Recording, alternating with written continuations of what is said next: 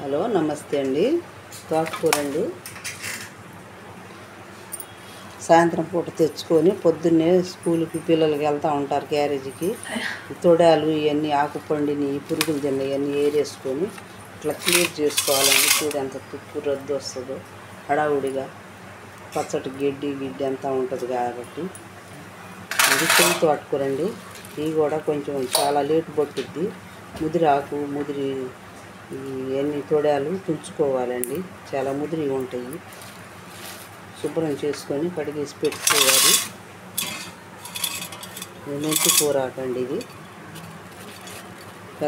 పెద్ద ఆకు అయితేనే ఒక్కొక్క ఆకు తుంచుకోవాలి. లేకపోతే లేతది కాబట్టి మెత్తగా కట్ చేసుకున్నాను. ఇట్లా వడగిన్నెలో వేసుకొని కొంచెం పెద్ద ఉప్పు కల్లు వేసుకొని అన్నీ క్లియర్ చేసుకోవాలండి. రెండు టిప్పులు ఇసుక అంత కిందకు వచ్చింది. ఆకు పోకుండా ఉంటుంది మనకి ఈజీగా పద్ధతిలో. శుభ్రంగా పొడి గుడ్డ ఒకటి తీసుకొని కొంచెం పైన అదిని తడి అంతా తుడిచేసి కొంచెం ఏదన్నా బాక్సులో పెట్టుకుంటే ఉదయానికి కానీ రేపుడికి కానీ ఒకరోజు నిల్వ కూడా ఉంటుందండి. వాడుకోవటానికి పప్పులో కానీ లేకపోతే ఇవి వండుకోవటానికి. థ్యాంక్స్ అండి చూసినందుకు.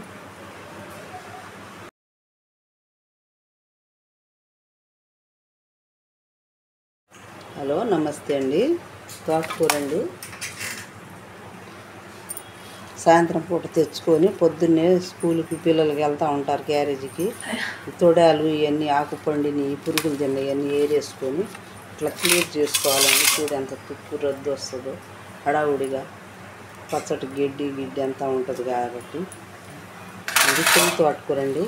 ఇవి కూడా కొంచెం చాలా లేటు పట్టుద్ది. ముదిరి ఆకు ముదిరి ఇవన్నీ తొడాలు తుంచుకోవాలండి. చాలా ముదిరి ఉంటాయి. శుభ్రం చేసుకొని కడిగేసి పెట్టుకోవాలి. మెంతి కూర ఆకండి. ఇది పెద్ద ఆకు అయితేనే ఒక్కొక్క ఆకు తుంచుకోవాలి. లేకపోతే లేతది కాబట్టి మెత్తగా కట్ చేసుకున్నాను. ఇట్లా వడగిన్నెలో వేసుకొని కొంచెం పెద్ద ఉప్పు కల్లు వేసుకొని అన్నీ క్లియర్ చేసుకోవాలండి. రెండు టిప్పులు ఇసుక అంత కిందకు వచ్చింది. ఆకు పోకుండా ఉంటుంది మనకి ఈజీగా పద్ధతిలో. శుభ్రంగా పొడి గుడ్డ ఒకటి తీసుకొని కొంచెం పైన అదిని తడి అంతా తుడిచేసి కొంచెం ఏదన్నా బాక్సులో పెట్టుకుంటే ఉదయానికి కానీ రేపుడికి కానీ ఒకరోజు నిల్వ కూడా ఉంటుందండి. వాడుకోవటానికి పప్పులో కానీ లేకపోతే ఇవి వండుకోవటానికి. థ్యాంక్స్ అండి చూసినందుకు.